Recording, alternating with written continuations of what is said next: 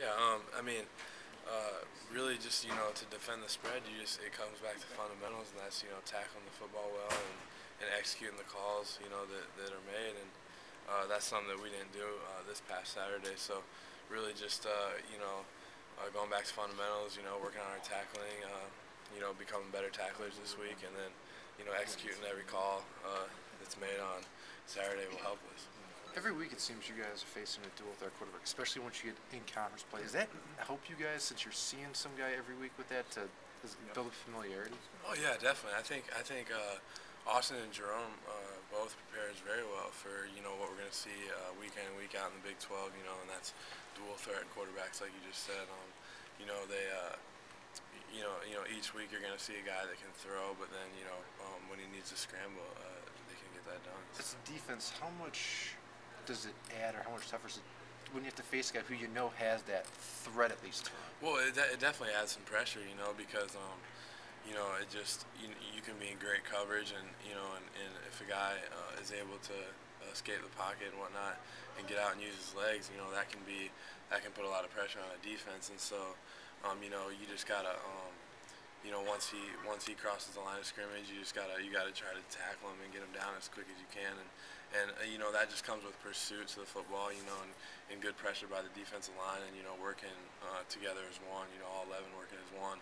That's kind of how you defend a dual threat quarterback. Have you seen Zach Robinson on film or watched him on TV, and what are your thoughts on him? Yeah, he's a very, very good, talented quarterback. I remember going down to Oklahoma State last year, and he just. He lit us up last year, and he's a good player.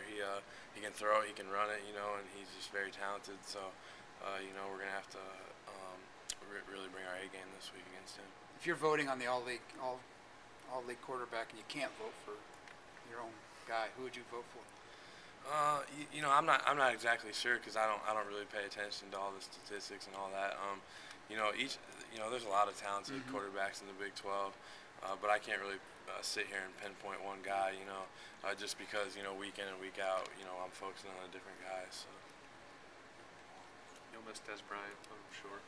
Yeah, Des is a very good football player. He's gonna go on and play in the NFL and do good things there, and he's just a very talented wide receiver.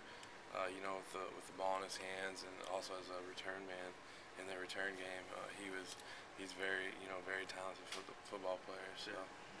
Did you play some last year? Yeah. When